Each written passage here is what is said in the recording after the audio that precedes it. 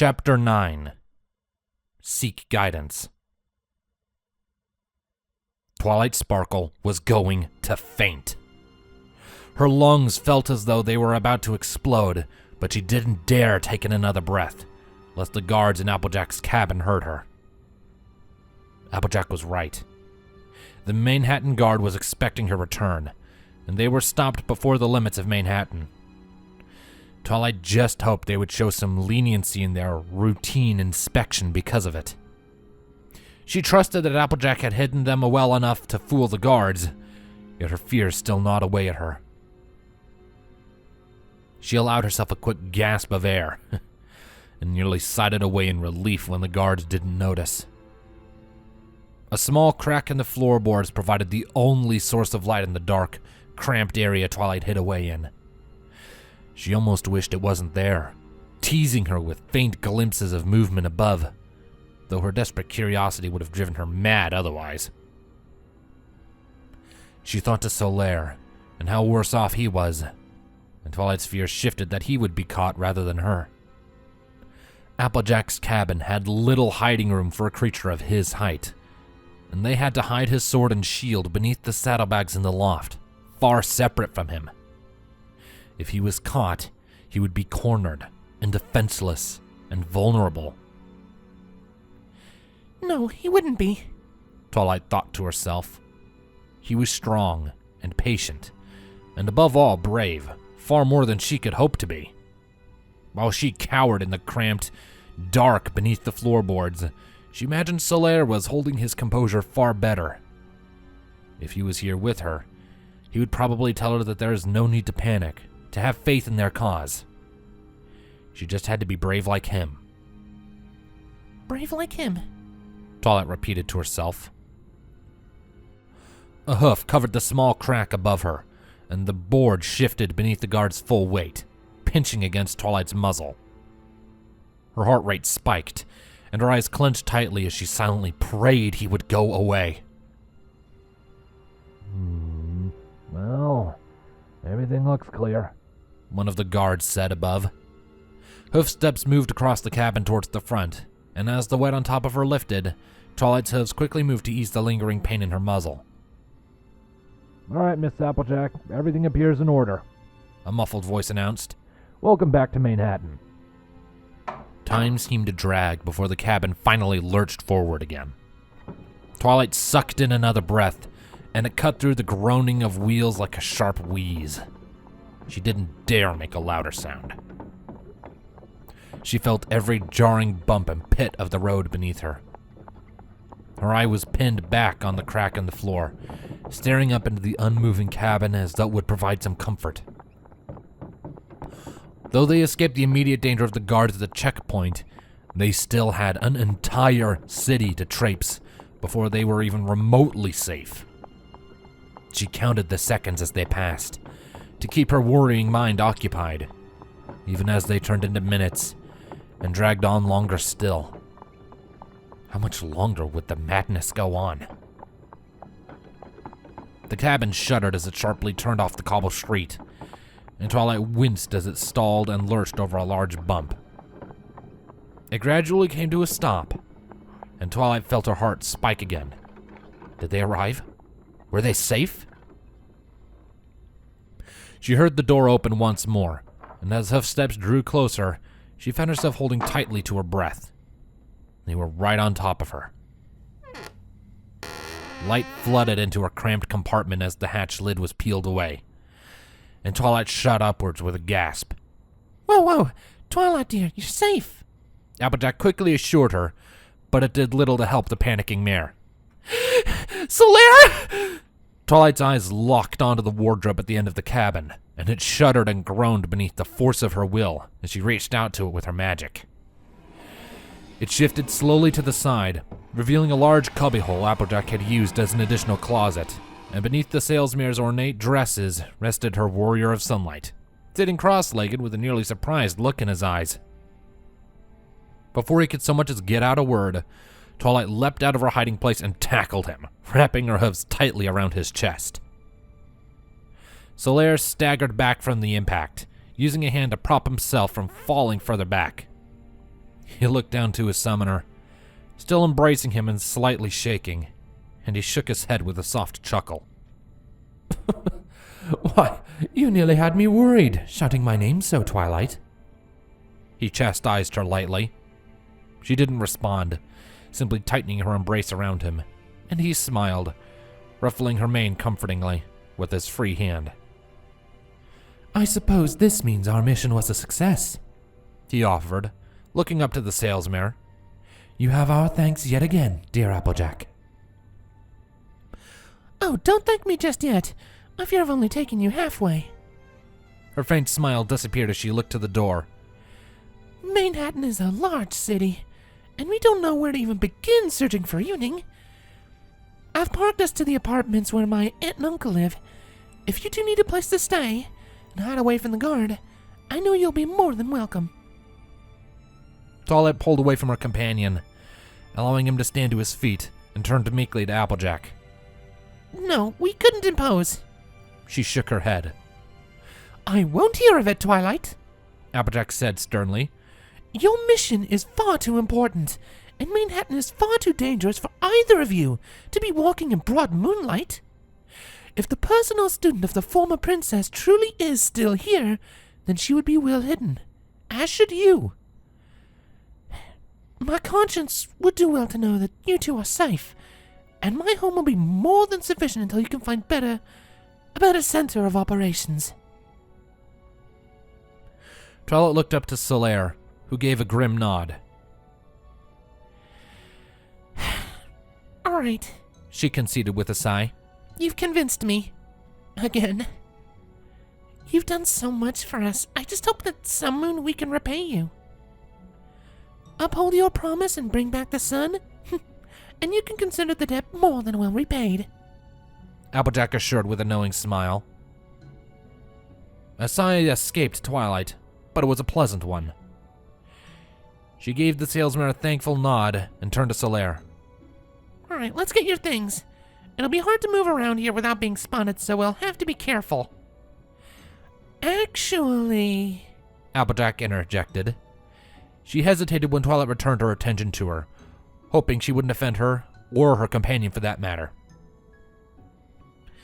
It might be best if Celestia stays in here, lest we gather any unwanted attention, she explained carefully. No offense, darling, but you're not exactly hard to spot in a crowd. Celestia shifted on his feet, obviously disturbed at the thought of separating from his host. Twilight looked pale, her mouth opening and closing, trying to form words. No, we stay together, she finally said. With the desperation in the mare's tone, Applejack knew there was no room for compromise with her. Still, with the city of Manehattan dauntingly awaiting them, she had to at least try to convey the gravity of their situation. Twilight, please understand, she pleaded. Word of your travels have spread even here. I overheard the guards at the checkpoint speak of rumors even. She looked to Celestia, hoping he would be more understanding. If you're to walk out those doors, you cannot have your weapons or armor. You're imposing enough as it is to most ponies, but if some pony sees you dressed for battle, or even with the sun embellished across your chest, they will take notice, and the wrong ears will very quickly hear of it. He didn't answer immediately, but with a short glance to his host, he removed his helm, looking to Applejack with a hardened resolve. Very well. If disarming myself should somehow be safer, then so be it. He nodded. If we truly are in short supply of friends in this dire town, then surely we should be encouraged to hold closely the company we already have. Then it's settled, Twilight interjected, a tremor lining her tone. We stick together, no matter what. She turned to Applejack. You know what's out there better than us. We'll follow your lead. Applejack shook her head. She could believe what she was hearing, but she thought better than to continue arguing for their separation. Who knew how long they had been traveling together? It wouldn't be proper of her to wedge herself between them. Even still, though she didn't doubt their capability, she still felt the need to offer some protection, however minimal. She sighed in resignation and trotted past that pair to her wardrobe.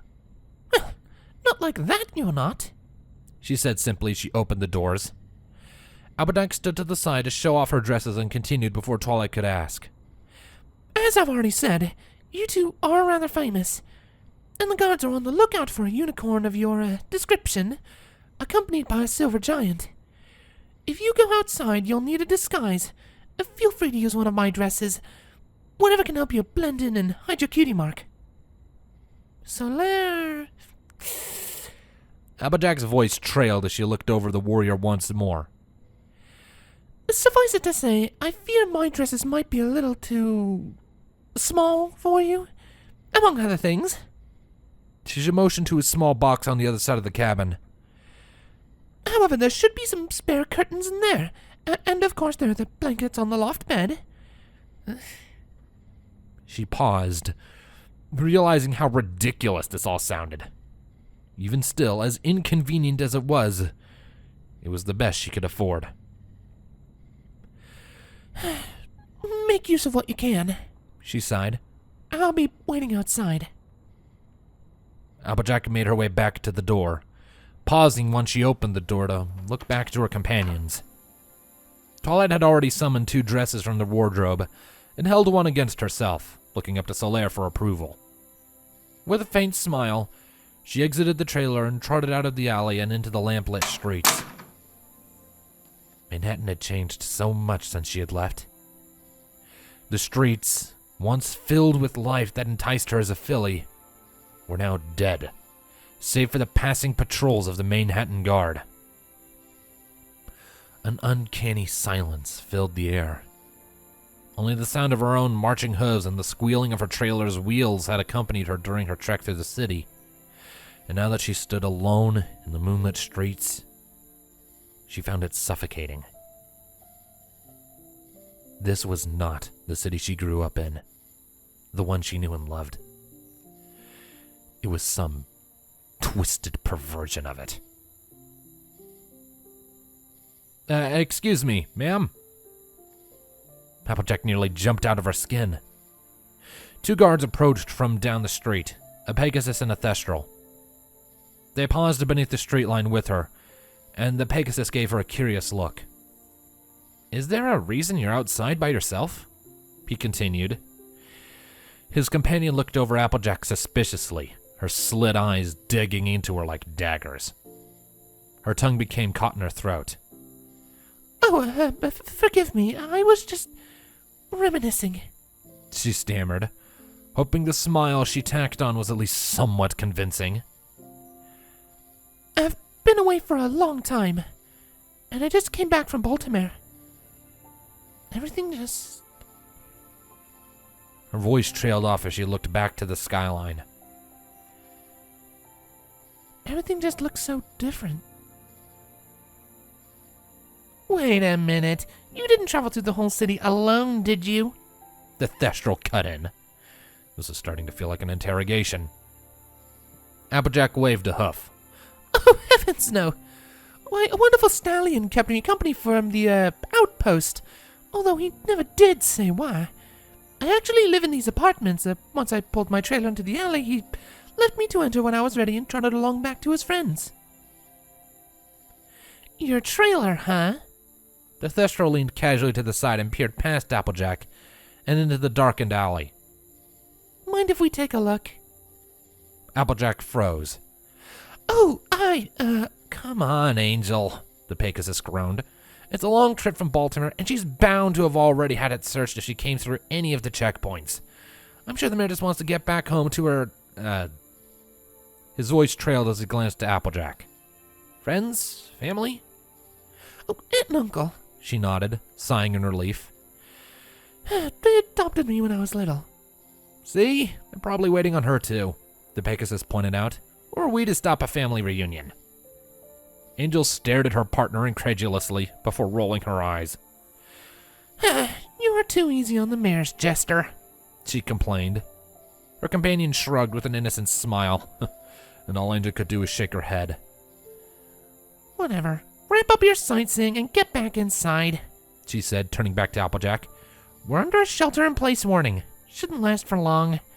The guard will let you know as soon as the situation is handled.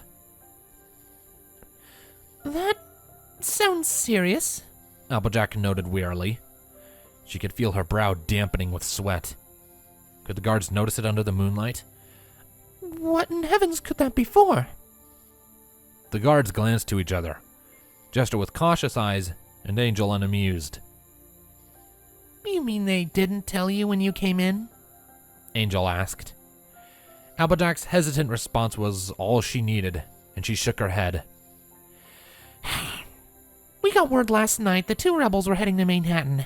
The warning is in place to keep every pony safe and out of harm's way while we work. Even still, it's nothing you need to worry about, Jester cut in. The Manehattan Guard has maintained stability in this city for over 3 years now, in spite of the Griffin riots. We can handle 2 more rebels, and just in case, the princess is even sending reinforcements. The princess is? Applejack's mind was racing. How did Princess Nightmare know they were coming here?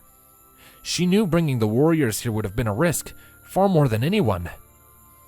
But this? What had she done? Had she led her new friends into a den of wolves? Thank you. That's comforting to hear, she lied. Hopefully this mess will be over soon. Jester frowned. She didn't appear comforted by the news. He worried that he might have spoken of these rebels too highly, suggesting that they needed reinforcements to begin with. Hey, you have nothing to worry about. You're deep enough in the city that I'm sure you won't even notice it's happening. Angel rolled her eyes. All right, Romeo, that's enough, she called as she continued down the street.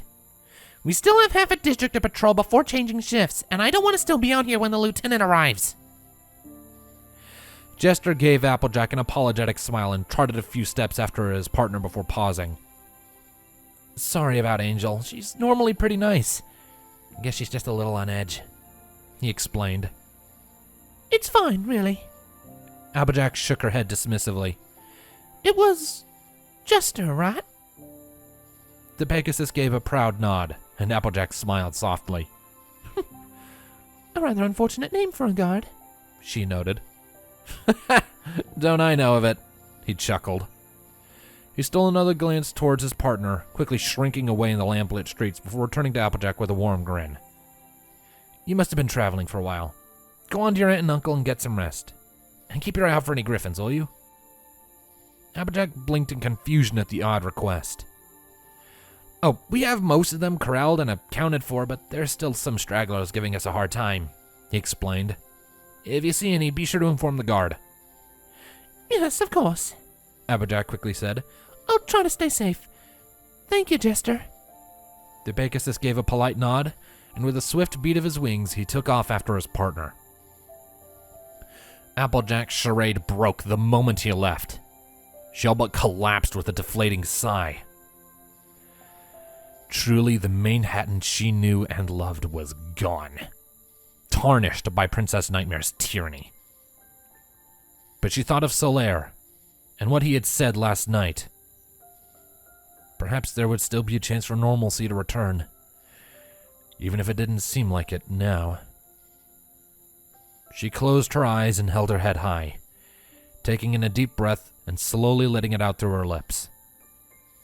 Her mind drifted back to a time when these streets were brimming with life and sound, when she would have been barked at by passerby for standing like she was now, when the aromas of different cultures seemed to blend in the air, when the sun bathed every pony equally with its warmth. If she thought hard enough, she could almost feel it. A phantom sensation, a tingle of a memory. When she opened her eyes, she was greeted with the same dark cityscape from before. But a hopeful warmth still resided within her. Some moon? No. Someday, they would rebuild. Until then, she would cherish the memories she had, and hope that it would come soon. Everything all right, Applejack? The salesmare turned to find Twilight peeking out of the alley.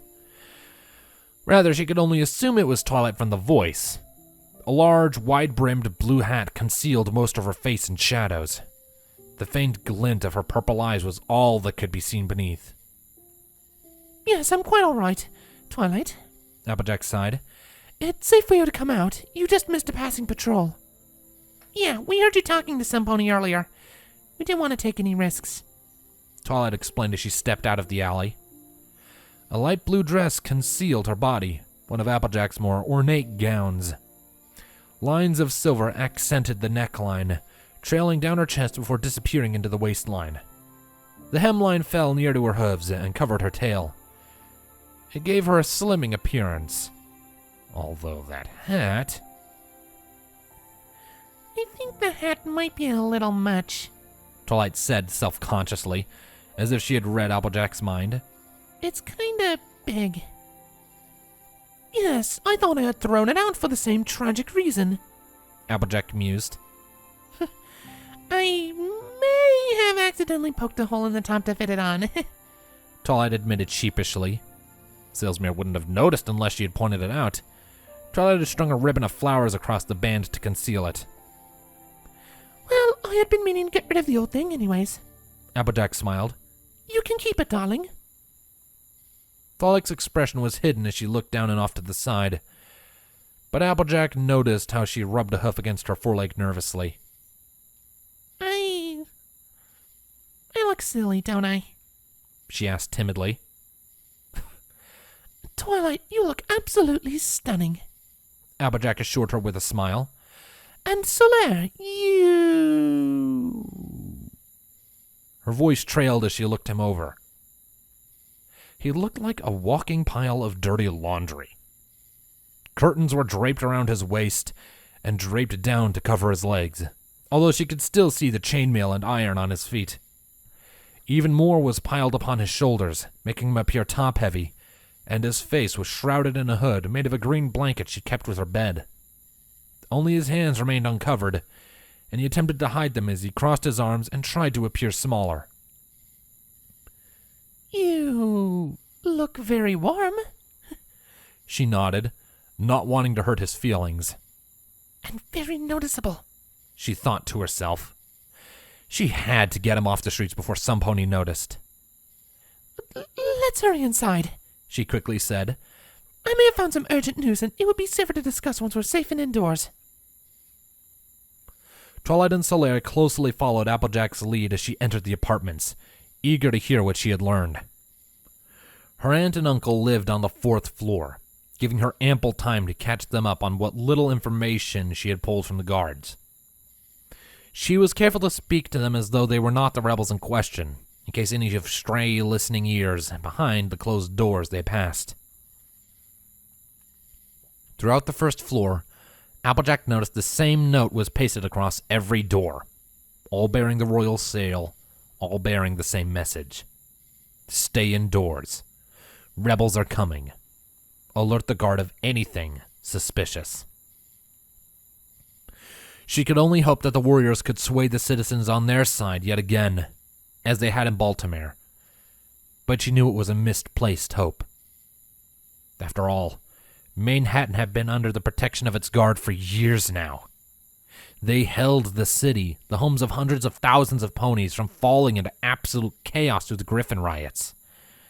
What would the warriors possibly say to convince the masses that the Griffins, branded as invaders, were right all along, save maybe for their tactics?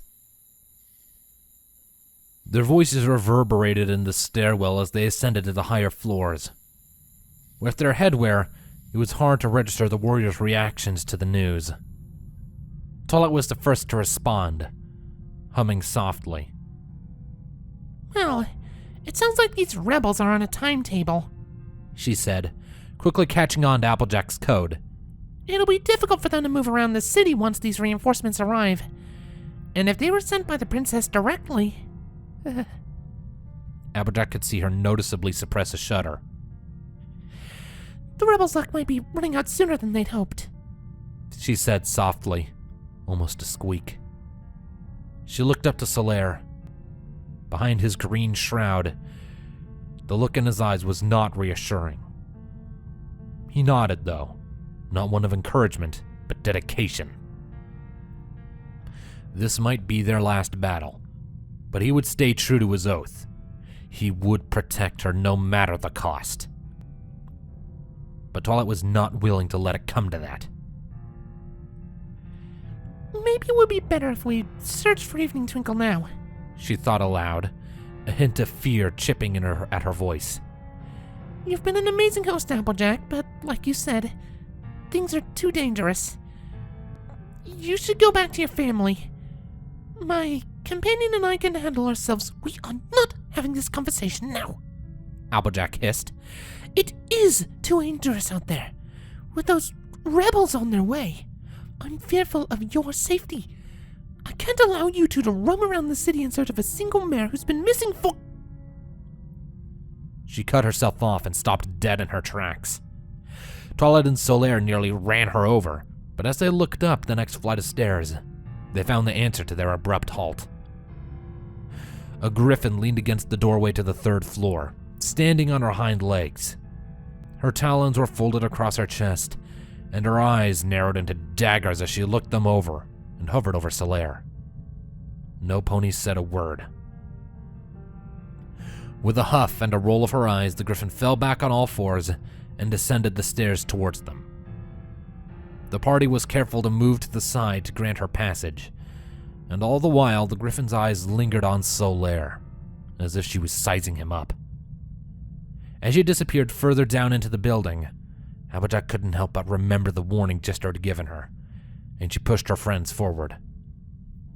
Hurry, she said under her breath, mindful of the thunderous echoes they had been giving off until then. We can speak more freely when we are with my aunt and uncle. They made it to the 4th floor without another word, paranoia eating away at Applejack. Youthful memories sparked back to life as they trotted down the hall, the all-too familiar hall, along with even more familiar fears. Once upon a time, she was worried they would not accept her. After all, she was just a distant niece, and her arrival was rather abrupt. But no later than they greeted her did she realize how unfounded her fears were. They accepted her as if she was their own daughter, and they quickly became the mother and father figures she'd never had. It pained them to send her away to Baltimore so many years ago. Now she had returned, the prodigal daughter, accompanied by 2 infamous rebels. Would they accept her friends with open hooves as they had her? They stopped before a familiar door with a plaque of twin oranges, and Applejack's heart felt as if it was skipping. With a deep, calming breath, she raised a hoof and knocked 3 times. A second passed, and then another. Hoof steps could be heard from the other side, drawing closer. The door opened slightly, held fast by a chain, and a mare's blue eye peeked through. Applejack? The mare gasped. The salesmare could barely contain her swelling heart. Auntie Orange! Applejack! Honey, unlock this door this instant! The door quickly closed, and the sound of metal locks sliding rang in the air before it was thrown open again, revealing a mare and stallion with bright eyes and relieved smiles. Applejack galloped in and wrapped a hoof tightly around the mare. Oh, Clementine, it's been far too long. Oh, you took the words right out of my mouth, dear niece. Clementine hummed sweetly with an even tighter hold. Twilight noticed they shared the same hairstyle. In fact, they looked very similar save for the color of their coats and manes. Where Applejack's mane was blonde and her coat orange, Clementine's were switched. Her uncle joined for a quick squeeze before they quickly separated. "We're glad to have you back," he smiled. And what a lovely dress that is! Clementine admired as she held her niece out at hoof's length. Did we send you this one? No, I bought this while I was in Baltimore. She smiled. Which reminds me, I have so much to tell you about. She paused and looked past them to look back into the hallway. Starting with my new friends. Clementine and Orange followed her gaze and went rigid at the sight of the strangers, particularly the giant. Auntie, Uncle, I would like to kindly introduce you to the Warriors of Sunlight. Clementine's eyes darted to her husband, and he looked to her and nodded. She held a hoof around her niece's. Orange darted to the door, and he slammed it shut in front of the warriors' faces, locking the deadbolt and door chain and throwing his weight against it. Uncle! Applejack protested, resisting against her aunt's grip. Clementine struggled to keep her under control. Applejack was always stronger than her, something she always credited to her sister's side of the family. What are you doing? Have you gone mad? Orange demanded. Those are the rebels the guard is looking for. Applejack wrested out of Clementine's hooves and stared down her aunt and uncle, a bewildered look in her eyes. I'm aware of that. They need a place to hide. Then why did you bring them here? Clementine asked incredulously. So they could hide here, Applejack explained, as if it was the simplest answer in history. Applejack, you cannot be serious, Orange chastised. They're dangerous. They're my friends, Applejack retaliated. Applejack, we sent you to Baltimore to stay away from this conflict in this accursed city, Clementine pointed out. You weren't supposed to involve yourself in more trouble and then bring it back. Your aunt is right. Orange stepped in. He allowed himself back on all fours and walked closer to his wife, giving the door wary glances. You're an upstanding mare. You have no business associating yourself with such a crowd. Applejack sputtered. I have no business. An upstanding. She grunted and scoffed loudly. Ugh, I swear, you do have no idea what kind of a mare I am, she accused. And you have no idea what I've been through in Baltimore. I had a lunar guard assigned to babysit me all moon and night. It was absolutely hellish. I couldn't go anywhere myself. I couldn't make any friends. But you were safe, Clementine cried.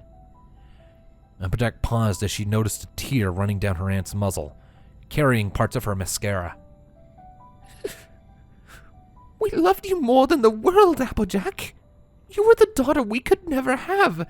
We hated to see you leave, but we knew it was what we had to do. Manehattan was too dangerous with the Griffins stirring up trouble. We wanted to stay together, but... Clementine's words began to hitch in her throat. When it was clear that she couldn't say any more, she turned and hid her face away in Orange's chest. He wrapped a comforting hoof around his wife, hoping to ease her shaking.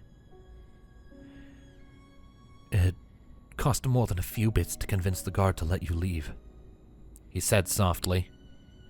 He looked up to his niece with somber eyes. And that was just for you. We couldn't afford to all leave as a family. We knew there would be strings attached, but it did little to ease our hearts and minds. Every letter we received, already opened and inspected by the guard, we couldn't help but worry that something more was wrong, something that you couldn't tell us about. When you sent your last letter, that the rebels had attacked Baltimore and that you were returning home, we were devastated. We thought we had made a grave mistake, sending you out into that cruel world like a lamb to a den of wolves. Clementine peeled away from her husband, leaving most of her makeup across her chest and trailing down the sides of her face. You're just so much like my sister, she croaked. To think I might have lost you too. Applejack was speechless. A pang of remorse gnawed inside of her, and she moved to close the gap between her family and held them tightly in an embrace. She could feel her aunt's grief as she shook in her hooves, and her uncle's compassion as he covered them both with protective hooves. Clementine held her close, as though she would slip away yet again. For a moment, Applejack felt as though she truly had returned home. and she felt a tear burn a hot trail from her own clenched eyes. You know I would never do anything to put either of you two through such a worry. She chastised them lightly. And that's the honest truth. She felt her aunt's face brush against the side of hers as Clementine nodded. She managed to break free of them and looked to them both sincerely. But you cannot tell me that this is the way things are meant to be, she continued. We can't keep living in fear like this. Of the griffins, of the guard, of the princess. Somebody has to do something about this. Applejack, her uncle sighed. Even his eyes were bloodshot. I'm serious, Uncle Orange, she pressed. The warriors outside aren't the brutes the throne wants every pony to believe. They're kind and tender and... and jolly, she explained with a broken laugh. They turned the entire city of Baltimore against the princess, and they are more than capable of standing up to her. They just need a place to hide while they find their friend, and they'll be gone before you've even realized. Applejack, please, Clementine begged. Enough of this talk of rebellion. Please just come with us to the kitchen. I prepared lunch early in case of your return. We can eat and be a family again and forget all this nonsense of... A heavy thud sounded from the hallway, causing every pony to pause. Applejack's heart rate spiked. She raced to the door and tried to pull it open, but it gave no yield. The deadbolt. She scrambled to unlock it and tried again. The door came loose, but jarred to a halt after opening only a couple of inches. The door chain. Accursed locks! She hissed under her breath. She slammed the door shut and ripped the chain away from the door. It nearly flew off of its hinges as she threw it open. But when she stepped out into the hall, the warriors of sunlight were nowhere to be seen. All that was left was a large, wide-brimmed hat laying idly on the floor. The same Twilight wore to hide her identity. Down the hall, a stallion's head peered out of his apartment. When Applejack's eyes met his, he quickly retreated inside and closed the door. Applejack's mind was reeling as she picked up the hat, trying to understand why Twilight would have abandoned it. The implications led to dark conclusions, and she couldn't help but think the worst. Twilight and Celestia had left, possibly not of their own free will, and now they were alone in a city prepared to devour them. Oh no.